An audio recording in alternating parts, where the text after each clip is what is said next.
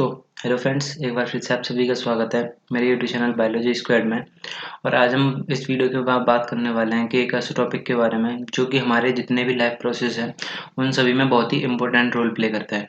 क्योंकि जो हमारी बॉडी है वो एक क्या है, मेटाबॉलिक हाउस है, जहाँ पे हमारी हज़ारों लाखों मेटाबॉलिक रिएक्शंस होती रहती हैं।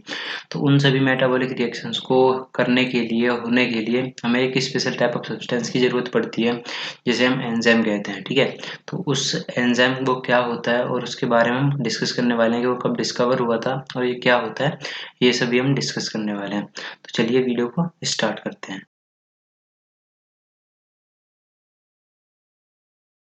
ये वीडियो को स्टार्ट करते हैं और आज हम बात करते हैं एंजाइम्स के बारे में। हम बात करते हैं एंजाइम्स और इमल्सीफायर के बारे में। इमल्सीफायर्स के बारे में हम थोड़ा सा ही डिस्कस करेंगे, ज़्यादा नहीं करेंगे। तो सबसे पहले हम बात करते हैं कि एंजाइम्स हमारे होते क्या हैं।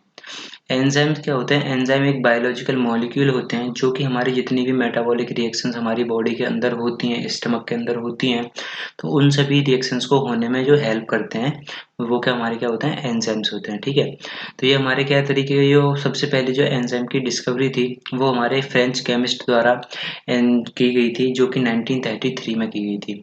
ये बात 1933 की है, जब हमारे जो एंस्लिम पाइन साइंटिस्ट थे जो वर्क कर रहे थे, जिन्होंने रैंडम डिस्कवरी की थी डायस्टेज एंजाइम की, जो कि सबसे पहला एंजाइम था जो डिस्कवर किया गया था। जो हमारे एंजाइम है वो हमारे प्रोटीन्स भी हो सकते हैं, आरएनए भी हो सकते हैं और कई तरीके के हो सकते हैं, on the basis of their composition and working के ऊपर ये डिपेंड करता है कि वो किसी तरीके से बने हुए हैं। और जो हमारे सबस्ट्रेट क्या होता है, ये हम अभी थोड़ी आगे डिस्कस करेंगे। ये मैं बता देता हूँ वैसे कि जो सब्सटेंस जिसके ऊपर हमारा एंजाइम वर्क करता है वो हमारे क्या होते हैं, वो सबस्ट्रेट होते हैं। ठीक है, ये भी क्या हमारा एक तरीके से वो सब्सटेंस जिसके ऊपर हमारा एंजाइम वर्क करता है। जो हमारे एंजाइम क्या करते हैं, एंजाइम का बेसिकली फंक्शन ये होता है कि जो हमारी जितनी भी मेटाबॉलिक रिएक्शंस होती हैं उनको स्पीड अप होने में और उनको स्पीड अप होने में और जो रिएक्शंस को मॉडिफाई करके स्पीड अप करते हैं, ये उनका फंक्शन होता है एंजाइम्स का। यहाँ पे दो टर्म है हमारे, जैसे कि कोफैक्टर और जो मेटालाइंस, यानी कि कोफैक्टर एंड कोएंजाइम्स। तो कोफैक्टर्स क्या होते हैं? कोफैक्टर्स बेसिकली हमारे वो मेटल आयंस और कैटायनिक सब्सटेंस होते हैं जो कि हमारे एक्टिव साइट, यानी कि एंजाइम की एक वो साइट है जहाँ पे मतलब एक्टिव साइट क्या होती है मैं अभी डिस्कस करेंगे। जो एक्टिव साइट को क्या करते हैं, टेम्परली चेंज कर देते हैं उसकी शेप को सब्सटेंस के अकॉर्डिंग, यानी कि सबस्ट्रेट के अकॉर्डिंग जो हमारी एक्टिव साइट को चेंज कर देते हैं फॉर टेम्पररी टाइम के लिए। और उसके बाद हम बात डिस्कस करते हैं कोएंजाइम। कोएंजाइम्स क्या होते हैं?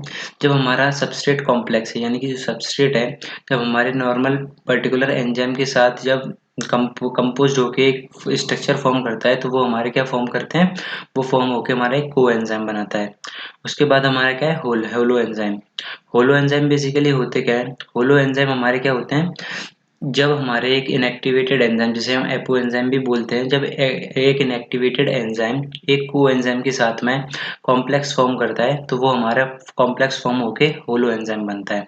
ये दोनों डिफरेंट रहते हैं, जो अकॉर्डिंग टू देयर वर्क, यानी कि जो हम अपने अपने वर्क के अकॉर्डिंग ये दोनों डिफरेंट रहते हैं और अलग अलग सब्सटेंस पे ही वर्क करते हैं। और एंजाइम जो हमारा बहुत ही स्पेसिफिक होता है, इसलिए जो हमारा हर एक सबस्ट्रेट जो है, हर एक एंजाइम और हर एक सबस्ट्रेट जिसके लिए वो अलग अलग वर्क करते हैं, यानी कि हर एक एंजाइम के लिए सबस्ट्रेट अलग अलग होता है। चलिए इसके बाद हम डिस्कस करते हैं कुछ की फैक्टर्स, यानी की वर्ड्स जो हमारे हैं जो कि एसोसिएटेड है इससे, हम उनके बारे में बात करते हैं। कीवर्ड्स, यानी कि सबसे पहला हमारा कीवर्ड्स है, वो कीवर्ड है जो हमारा क्या है, सबस्ट्रेट। जैसे कि मैंने पहले बताया कि सबस्ट्रेट क्या होता है, सबस्ट्रेट बेसिकली वो सब्सटेंस होते हैं जिसके ऊपर हमारा एंजाइम पर्टिकुलरली वर्क करता है। और जो हमारे एंजाइम्स होते हैं वो और सबस्ट्रेट होते हैं, ये बेसिकली बहुत ही स्पेसिफिक होते हैं, क्योंकि जो हर एक एंजाइम के लिए जो स्पेसिफिक सबस्ट्रेट होता है जो कि हमारे जिसके ऊपर वो वर्क करता है। उसके बाद हमारे कोफैक्टर्स आते हैं। कोफैक्टर बेसिकली क्या होते हैं, वो मेटल आयंस और कैटायनिक सब्सटेंस होते हैं जो कि टेम्परली एक्टिव साइट को चेंज करते हैं अकॉर्डिंग टू द सब्सटेंस, यानी कि सबस्ट्रेट के अकॉर्डिंग जो हमारी एक्टिव साइट को चेंज करते हैं वो फैक्टर्स, जिन्हें हम क्या बोलते हैं, वो उन्हें हम कोफैक्टर्स बोलते हैं। तो एक्टिव साइट बेसिकली क्या होता है? एक्टिव साइट हमारे क्या होते हैं, एक्टिव साइट हमारा एंजाइम की वो साइट जहाँ पे हमारा कोई भी सब्सटेंस जाके, यानी कि जो सबस्ट्रेट जहाँ पे आके हमारा जुड़ता है। ठीक है, सबस्ट्रेट जहाँ पे, जैसे कि ये हमारा कोई भी एक एंजाइम है, ठीक है, तो यहाँ पे हमारा जो भी सब्सटेंस, यानी कि जो सबस्ट्रेट ये वाला जो हमारा ये क्या है, सबस्ट्रेट यहाँ पे आके जुड़ेगा, ये जो साइट होती है, ये इस साइट को हम क्या बोलते हैं, एक्टिव साइट बोलते हैं। ठीक है, इस साइट को हम क्या बोलते हैं, एक्टिव साइट बोलते हैं। ये हमारा क्या होता है, ये सबस्ट्रेट होता है जो एंजाइम के ऊपर वर्क करते हैं, ये हमारा एंजाइम है। इसके बाद हमारे क्या होते हैं, कोएंजाइम्स। कोएंजाइम्स मैंने जैसे बताया कि एंजाइम और सबस्ट्रेट कॉम्प्लेक्स, यानी कि नॉर्मल एंजाइम जब सबस्ट्रेट के साथ एक कॉम्प्लेक्स फॉर्म करता है, वो हमारे क्या कोएंजाइम फॉर्म करते हैं। उसके बाद हमारे क्या होता है, होलो एंजाइम। होलो एंजाइम हमारे क्या होता है, इनएक्टिवेटेड एंजाइम होते हैं। जब वो कोएंजाइम के साथ फॉर्म होके कॉम्प्लेक्स बनाते हैं, तो वो फॉर्म होके हमारे क्या होते हैं, होलो एंजाइम बनाते हैं। इसके बाद हम डिस्कस करते हैं कि जो on the basis of their function और एक्शन, एंजाइम के एक्शन और फंक्शन के बेसिस पे, कि जो प्रीवियस टाइम में कुछ डिस्कवरीज की गई थी और कुछ हाइपोथेसिस दी गई थी कि किस तरीके से वो एक्शन होते हैं, तो वो कौन कौन सी हाइपोथेसिस हैं, तो हम उनके बारे में डिस्कस करेंगे। ठीक है, तो सबसे पहली जो हमारी कौन सी है, जो सबसे पहली हमारी हाइपोथेसिस है, वो है हमारी लॉक-एंड की हाइपोथेसिस। लॉक-एंड की हाइपोथेसिस का नाम इसीलिए रखा गया बेसिकली, क्योंकि जो हमारा लॉक एंड जस्ट की है, हमें पता है कि जो की है हमारे हर एक लॉक के लिए स्पेसिफिक होती है। उसी तरीके से जो हमारा एंजाइम है, एंजाइम के लिए हर एक सबस्ट्रेट है, वो भी क्या होता है, स्पेसिफिक होता है। तो यानी कि जो लॉक-एंड की हाइपोथेसिस के अकॉर्डिंग जो स्पेसिफिक सबस्ट्रेट होता है, वो बाइंड होता है हमारे एंजाइम से, जो कि टोटली परफेक्ट होता है with their active site shape के अकॉर्डिंग। यहाँ पे जैसे कि आप देख सकते हैं कि ये हमारा एक्टिव, यानी कि ये हमारा एंजाइम है। तो यहाँ की जो शेप है, जो शेप है हमारे एक्टिव साइट की, वो बिल्कुल कैसी है, बिल्कुल जो सबस्ट्रेट की शेप के अकॉर्डिंग है। तो यानी कि जो हमारे लॉक-एंड की हाइपोथेसिस में जो हमारी एक्टिव साइट की शेप को नो बॉदर, यानी कि वहाँ पे कोई चेंजेस नहीं होते। जो एक्टिव साइट की जो शेप होती है वो सबस्ट्रेट्स के बिल्कुल इक्वल होती है, बिल्कुल परफेक्ट होती है। तो उस तरीके से ये का एक कॉम्प्लेक्स फॉर्म करते हैं, जिसे हम क्या बोलते हैं, एंजाइम सबस्ट्रेट कॉम्प्लेक्स बोलते हैं। लॉक-एंड की एक कॉम्प्लेक्स फॉर्म, यानी कि जो हर एक, जैसे कि मैंने बताया अभी कि जो लॉक है, लॉक के लिए हमें पता है कि हर एक की जो की होती है वो स्पेसिफिक होती है। उसी तरीके से एंजाइम के लिए भी हर एक जो सबस्ट्रेट है वो स्पेसिफिक होता है। इसके बाद हम डिस्कस करते हैं नेक्स्ट हाइपोथेसिस। सो हम अब बात करते हैं नेक्स्ट हाइपोथेसिस के बारे में, जो कि हमारी कौन सी है, इंड्यूस फिट हाइपोथेसिस। ये बहुत ही इंटरेस्टिंग हाइपोथेसिस भी हम इसे कह सकते हैं, क्योंकि जस्ट लाइक कि जहाँ पे जो इंड्यूस फिट हाइपोथेसिस है, इसके अकॉर्डिंग क्या होता है कि जो हमारा एक्टिव साइट है, जो एंजाइम की जो एक्टिव साइट है, वो अपने आप को चेंज कर लेती है अकॉर्डिंग टू सबस्ट्रेट शेप।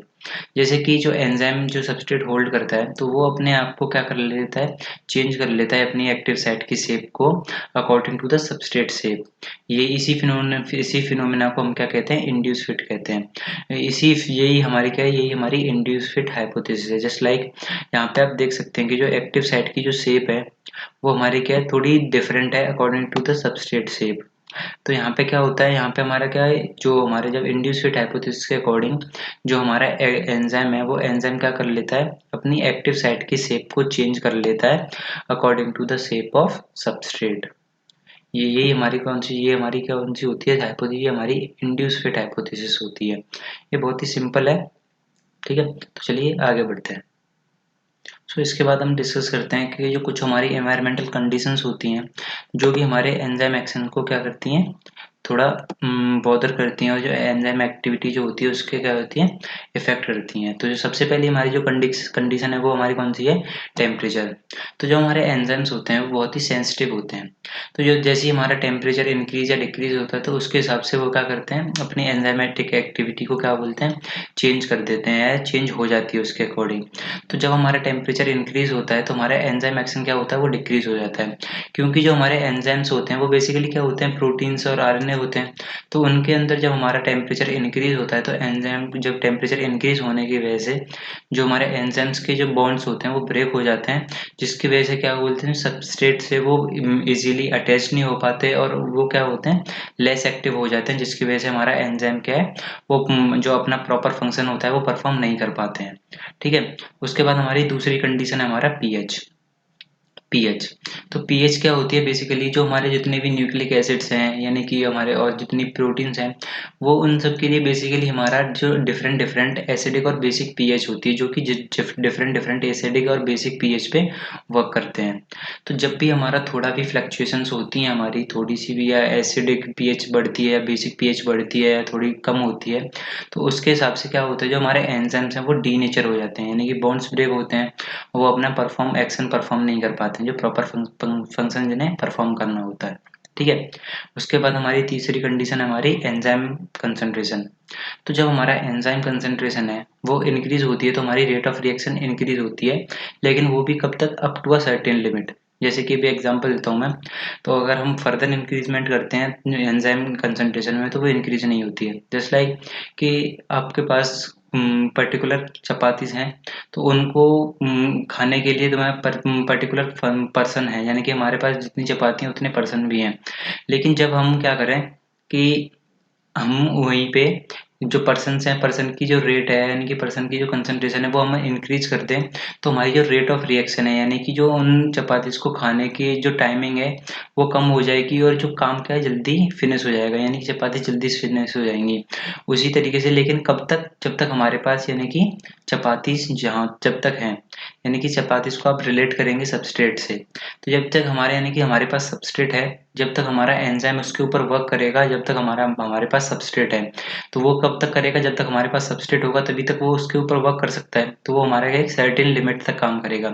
जैसे ही हमारा सबस्ट्रेट खत्म हुआ तो हम फर्दर इंक्रीजमेंट भी करेंगे एंजाइम्स का, तो वो दोबारा उस पर क्या है, दोबारा उसमें कोई इंक्रीजमेंट करने पर कोई भी चेंज शो नहीं होगा। ठीक है। यही सेम एग्जांपल हम सबस्ट्रेट कंसंट्रेशन के भी ले सकते हैं, यानी कि सबस्ट्रेट कंसंट्रेशन, जब हम सबस्ट्रेट कंसंट्रेशन को इंक्रीज करते हैं इनिशियल स्टेट में, तो हमारी रेट ऑफ रिएक्शन इंक्रीज होती है, क्योंकि जो हमारे एंजाइम जो क्या है उस पर वर्क करने लग जाते हैं, उनके पास ज़्यादा एरिया होता है वर्क करने के लिए। वहीं पे जब हम ज़्यादा इंक्रीजमेंट करते जाएंगे सबस्ट्रेट कंसंट्रेशन का, तो वो क्या करेंगे, उतना काम नहीं कर पाएंगे, क्योंकि जो हमारे एंजाइम होते हैं वो स्पेसिफिक होते हैं सबस्ट्रेट के, पर्टिकुलर सबस्ट्रेट के अकॉर्डिंग। जैसे ही अगर हम सबस्ट्रेट की कंसंट्रेशन बाद में बढ़ाते भी जाएंगे, तो हमारे जो एंजाइम है वो उसके ऊपर प्रॉपर तरीके से वर्क नहीं करेंगे, क्योंकि वो स्पेसिफिक होते हैं, और बेसिकली ज़्यादा इंक्रीज करने पर उसमें कोई फर्दर चेंज नहीं शो होगा। ठीक है। ये चार फैक्टर्स हैं जो कि बहुत ही इंपॉर्टेंट है। इसके बाद हम डिस्कस करते हैं। चलिए अब डिस्कस करते हैं उन कंडीशन के बारे में, जैसे कि जब हम कोई भी काम करते हैं तो उन उसको लाइक करने के साथ साथ उसको डिसलाइक करने वाले भी बहुत सारे होते हैं। उसी तरीके से जब ये कोई अच्छा काम होता है उसके साथ साथ उस काम को बॉदर करने वाले भी कुछ कंडीशंस होती हैं, तो उन कंडीशंस के बारे में बात करते हैं। ठीक है। तो सबसे पहली कंडीशन, जो सबसे पहली कंडीशन है, यानी कि जो हमारे कुछ कंपोनेंट्स होते हैं जो कि हमारे एंजाइमेटिक एक्शन को इनहिबिट करते हैं, यानी कि रोकते हैं, तो यानी कि inhibitory component that inhibit the enzymatic action. तो यानी कि जो इनहिबिटरी कंपोनेंट बेसिकली वो कंपोनेंट होते हैं जो कि हमारे जो एंजाइम होते हैं, एंजाइम की जो साइट से, एंजाइम की जो एक्टिव साइट होती है उससे खुद जाके अटैच हो जाते हैं नॉर्मल सबस्ट्रेट की जगह पे, जिससे हमारा क्या है, जो हमारा एंजाइम है जो प्रॉपर फंक्शन का परफॉर्म नहीं कर पाता है। तो जो इनहिबिटर्स होते हैं वो हमारे दो तरीके के होते हैं। पहला हमारा कॉम्पिटिटिव इनहिबिटर, दूसरा हमारा होता है नॉन कॉम्पिटिटिव इनहिबिटर। जो कॉम्पिटिटिव इनहिबिटर्स होते हैं वो डायरेक्टली क्या करते हैं कि जो एंजाइम की जो एक्टिव साइट होती है, एंजाइम की एक्टिव साइट से जाके बाइंड हो जाते हैं, और जो क्या करते हैं, जो सब दूसरी जो हमारे जो नॉर्मल दूसरा सबस्ट्रेट होता है वो उसको बाइंड होने से रोक देते हैं, जिससे हमारा दूसरा जो सबस्ट्रेट, जो पर्टिकुलर जो सबस्ट्रेट है, जो मेन सबस्ट्रेट है उसको बाइंड नहीं होने देते हैं। ठीक है। तो यानी कि जिससे हमारा क्या है, जो हमारा नॉर्मल जो फंक्शन यानी कि जो प्रॉपर फंक्शन होता है एंजाइम का वो परफॉर्म नहीं कर पाता है, उसकी जगह पे दूसरा एक्शन परफॉर्म करते हैं वो। और दूसरे हमारे होते हैं नॉन कॉम्पिटिटिव इनहिबिटर। ये बेसिकली जिसके नाम से ही हमें पता चल रहा है कि बेसिकली ये compete नहीं करते हैं। ये जो इनहिबिटर होते हैं वो सबस्ट्रेट के साथ में एक्टिव साइट के लिए compete नहीं करते हैं। इनका ये कहना है कि जैसे कि जो एंजाइम की कोई किसी भी साइट पे जाके ये अटैच्ड हो जाते हैं, जिससे जो हमारी एक्टिव साइट की जो शेप होती है वो डिस्टॉर्ट कर देते हैं, जिससे हमारा जो प्रीवियस यानी कि जो मेन सबस्ट्रेट है वो आके उससे अटैच ना हो पाए। यानी कि जैसे कि आप यहाँ पे देखिए, ये हमारा एक एंजाइम है। ठीक है। तो यहाँ पे जब हमें क्या करना है, यहाँ कि ये नॉन कॉम्पिटिटिव इनहिबिटर है, यानी कि ये एक नॉन कॉम्पिटिटिव इनहिबिटर है, ये एक हमारा एक नॉन कॉम्पिटिटिव इनहिबिटर है। ये बेसिकली क्या करेगा, ये दूसरी किसी भी साइट पे जाके एंजाइम के अटैच्ड हो जाएगा। जो ये दूसरी साइट होती है एंजाइम की, कोई भी दूसरी साइट होती है जहाँ पे हमारा कोई भी इनहिबिटर कंपोनेंट या अटैच्ड होते हैं, उन्हें हम बोलते हैं एलोस्ट्रोपिक साइट बोलते हैं। तो यहाँ पे जब इस अटैच्ड होने के बाद में जो क्या करेंगे बेसिकली, जो एंजाइम की क्या होगी, एंजाइम की जो एक्टिव साइट होगी उसकी शेप को डिस्टॉर्ट कर देंगे, इसकी शेप को डिस्टॉर्ट कर देंगे, जिसकी वजह से क्या होगा, जो हमारा मेन जो सबस्ट्रेट है, यानी कि जो हमारा मेन सबस्ट्रेट है वो यहाँ पे आके बाइंड नहीं हो पाएगा। ठीक है, ये बेसिकली दो हमारे क्या होते हैं, इनहिबिटरी कंपोनेंट होते हैं जो कि एंजाइमेटिक एक्शन को बॉदर करते हैं और जो क्या करते हैं, इनहिबिट करते हैं। इसके बाद में हमारे क्या है, इमल्सिफायर्स। इमल्सिफायर बेसिकली सिंपली हम कह सकते हैं कि इमल्सिफायर्स वो सब्सटेंस होते हैं जो कि दो इमिसिबल जो लिक्विड्स होते हैं उनको मिक्स करने के लिए हेल्पफुल होते हैं, यानी कि उनको मिक्स करने के लिए यूज में लाए जाते हैं। यानी कि जैसे हमारा ऑयल और वाटर जो कि हमारे दो एक इमिक्सिबल कंपोनेंट्स हैं जो कि एक दूसरे के साथ कभी भी मिक्स नहीं होते। तो इन्हें अगर हमें मिक्स कराना हो तो हमारे पास क्या होते हैं, स्पेशल टाइप ऑफ सब्सटेंस होते हैं, जस्ट लाइक एग यolk के आकार और कई सारे जो कि इमल्सिफायर की तरह वर्क करते हैं, जो कि इन सब्सटेंस को क्या करते हैं बेसिकली हेल्प करते हैं कि जिससे ये पूरी तरीके से मिक्स हो जाए। ठीक है, तो बस आज की वीडियो में इतना ही। अगर वीडियो पसंद आई हो तो प्लीज़ लाइक करना, शेयर करना एंड चैनल को सब्सक्राइब जरूर करिएगा।